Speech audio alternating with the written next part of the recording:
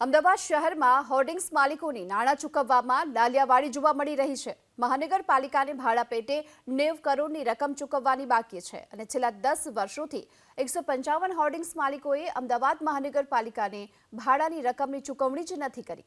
અલગ અલગ કોર્ટ મેટરના કારણે અમદાવાદ મનપાને એક બે નહીં પરંતુ 90 કરોડના લેણા બાકી હોવાનું સામે આવ્યું। પરિણામે અમદાવાદ મહાનગરપાલિકા દ્વારા આ હોર્ડિંગ્સને લઈ ફોર્મ્યુલા નક્કી કરવામાં આવી।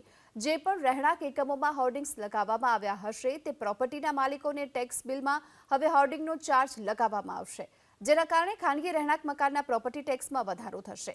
અમદાવાદ મનપાનું માનવું છે કે આ નિર્ણયના કારણે જે પણ રહેણાંક એકમોમાં હોર્ડિંગ લાગ્યા છે તેમના દ્વારા હોર્ડિંગ એજન્સીઓને ભાડું ભરવા માટે દબાણ કરાશે અથવા તો જગ્યા ખાલી કરવા માટેની સૂચના આપવામાં આવશે।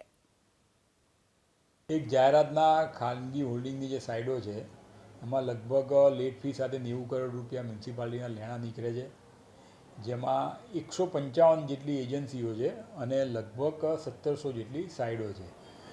ઘણા ટાઈમથી આનો પ્રશ્ન ચાલી રહ્યો છે। એજન્સીઓએ વિવિધ પ્રકારના કોર્પોરેશનની સામે કેસ કર્યા છે, લિટિગેશનો કરીને એને કેને પ્રકારે પૈસા નહીં ભરવાનું ટાળી રહ્યા છે।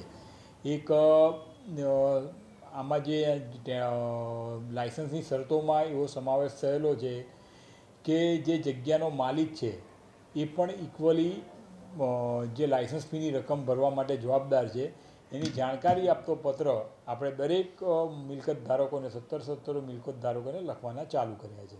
જે આપણું ટેક્સનું બિલ આવે છે એમાં પણ આ રકમનો ઉલ્લેખ કઈ રીતે થઈ શકે, અન્ય લેણા સ્વરૂપે કે કોઈ પણ રીતે કે એનો ઉલ્લેખ આવ્યા કરે ટેનામેન્ટ નંબર સાથે આને આપણે લિંક કરી દઈશું, જેથી કરીને ભવિષ્યમાં પણ આની જે લેણા નીકળતી રકમની મ્યુનિસિપાલિટીના ચોપડે બાકી બોલતી રહે।